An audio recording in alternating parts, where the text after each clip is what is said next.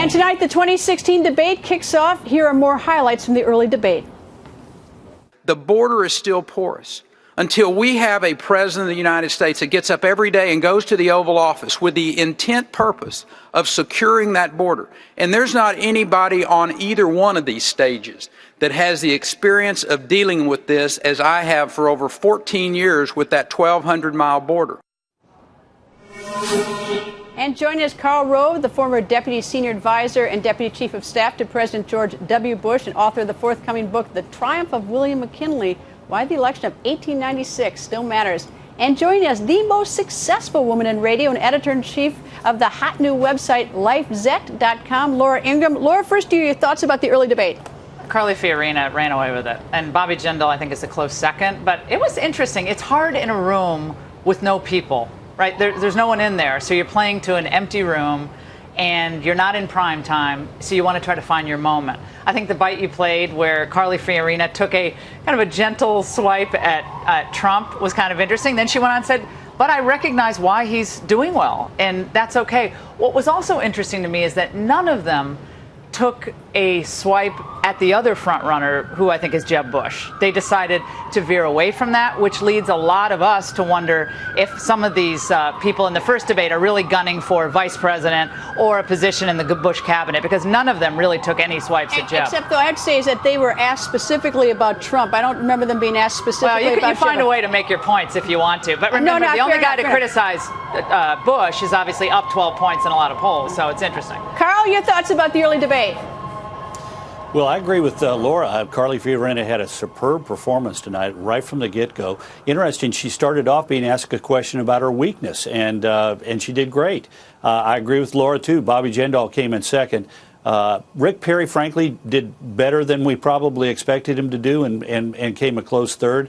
Jindal did take a swipe at Jeb during the debate, but I thought what was interesting was they were all putting their emphasis on what they would do, which I thought was a constructive sign. They all sought every moment they could to sort of explain what they would try and do if they were elected president. Two other quick points. One is they were all asked, every one of them was asked about a weakness, which I thought was an interesting thing by Bill and Martha. And second of all, every one of them on one question or more demonstrated strength. I mean, everybody, which I thought was a good sign. But yeah, Carly Fiorina walked in tonight, owned the stage, owned it big. She treated it as a opportunity to introduce herself. The personal story that she told was powerful. I'd be very nervous if I was number 8, 9, or 10 in the poll ratings before the next debate, because she's going to get some movement out of this. All right, I feel Laura nodding. I can see you nodding your head. I think when you look at Twitter, you look at Facebook, everything trending on my site right now, people are like, well, she needs to be in the next primetime debate. Well, where's the girl power, though? I mean, like, girl power is in the Democratic Party always for the women candidates, but I have not seen the GOP women rallying around this candidate. Well, that's why we don't know who she is. Well, I think, look, the money so far has gravitated toward one or two candidates, really, and now it'll be up to Carly Fiorina to go to these big donors and say, guys, give me a second look. There are a lot of women governors, Governor Fallon, Governor But what does that tell you, Greta? What does that tell you? Nikki Haley. What do they think? They think Jeb Bush is going to be the nominee, and they're not going to jump in with Carly Fiorina. There's not a lot of girl power in the GOP. Well, all right, Hillary Clinton, speaking of girl power, Hillary Clinton came up by Senator Lindsey Graham said this about her.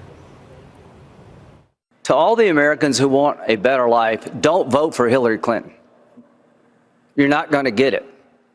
She's not going to repeal Obamacare and replace it. I will. She's not going to build the Keystone Pipeline. I will. She's not going to change Dodd-Frank. I will. Until you change the policies of Barack Obama, we're never going to grow this economy. Until you change the policies of Barack Obama, we're never going to be safe. She represents a third term of a failed presidency. Karl, comment about Hillary Clinton tonight by Senator Lindsey Graham. I think that was Lindsey Graham's best moment tonight. I thought that was particularly good. Let me go back, though, not to spend all of our time on Carly Fiorina. She has some really significant people in her corner. Jerry Parenchio, the founder of Univision, who is a big backer of hers, chairman of her campaign. My suspicion is that I know he's been talking to a lot of people. I think a lot of people who took his calls and listened to his pitch are going to probably be now reaching for their pocketbooks and checkbooks and saying we're going to be sending some money to Carly. All right, and of course, we are standing by for debate number 2, the second debate that's starting in a short time. Your thoughts about this one? Everyone's focused on Trump, but I think the focus is on Jeb Bush tonight. I mean, Trump brings the excitement, I think, but Jeb has had a number of stumbles. I mean, the stumble about the Women's Health Center, which I think some of the criticism was unfair. He kind of clarified what he meant, but after the Iraq War stumble with Megyn Kelly, then the kind of bungling of the rollout of his book tour a few years ago, I think, again, with Trump's ascendancy, people are looking like maybe some of these other establishment candidates are maybe more unifying to the party. So I think there people like Kasich I would watch Scott Walker, and I think those two together are going to be potentially a new challenge, and with Christie as perhaps a dark horse. Carl, preview the second debate for me. Your thoughts?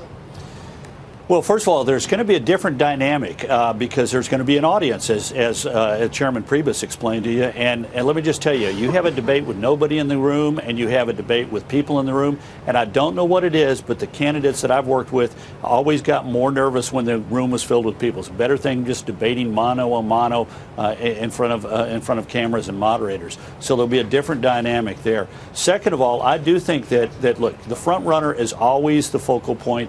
That's going to be what we're going to be looking at, but there's going to be a chance for everybody else. There's going to be somebody tonight who's going to have the kind of comment that Carly made, or the kind of strong, consistent performance that Jindal had, or there'll be a moment where people on that stage will grab our attention. But again, this is a long process. Cumulative impressions matter. You get to move the needle a little bit, but you don't get to settle the contest, particularly in the first debate. All right, you mentioned the nervousness. I just want to add one thing, is that last night I heard that Dr. Ben Carson was asked whether he was nervous about tonight, and he said no. And I thought to myself, nervous? Try operating on brains, and we have people's lives in your hand. That's nervous. A room full of politicians, I don't know. Greta, I think we should also remember showmanship is really important in these debates. And who was great at it? George W. Bush. He was phenomenal in the debate setting. Remember that time where Al Gore kind of walked up behind him and George W. Bush kind of looked at him and it's like, what are you doing there? And just kept talking. There are those great moments when you see the real pro-politicians, George W. Bush, Barack Obama, Bill Clinton. It'll be interesting to see tonight who steps into that seat of really being the guy who's the star or the gal. And as Carl noted, it's a long race. Carl and Laura, both, thank you. So now let's talk about the biggest fail of the debate. I actually think that it's from Donald Trump. Whether it has an effect is a completely different question. When they got into the discussion again about foreign policy, the Quds Force, Kurds, etc. Cuds. And he said, I can't believe he's still saying this, I'll figure it out once I get into office. That's amazing. I've never seen any candidate ever say that. Like, I don't know anything, but if you elect me, I'll bother figuring it out then. Not even now, not even next week. It's been 2 weeks. Right? Like, you had all this time to figure out who the Quds Force is since he would ask you the original question. He should have asked him. Right? And so, no, but he didn't have to ask him. He admitted it. He said, yeah, I'll figure it out later when I get into office. Well, I mean, that's worked for him so far. So he really doesn't have, or at least he doesn't think he has, an incentive to really educate himself on these issues. He's gotten this far by being extremely vague about everything and then just punching people in the mouth. Yeah. Right? Mm-hmm. So he really has no incentive. If you ask me, I think Ted Cruz is the biggest loser. Right? Ted Cruz barely spoke. When he did speak, he was kissing Trump's ass, which only makes Trump stronger. So, and what did Cruz say that was interesting or different or even a good policy idea? Not a single thing. He had to admit he supported the guy he was pissed off that Bush appointed. Yeah, John But Roberts. you supported him. Yeah, but... Right. Who are you fucking idiot? So I agree. He was probably the biggest loser tonight. I think that either Rand Paul's weakness, even though he was probably one of the smartest people up there and he was the most right on the issues, but I would say that, again, I would say Chris Christie might have been the biggest fail. Because it was abundantly clear going into the debate that the only way that you were going to make a significant dent in Donald Trump is if you could out-Trump him in terms of attacking him, launching childish insults, cutting him off.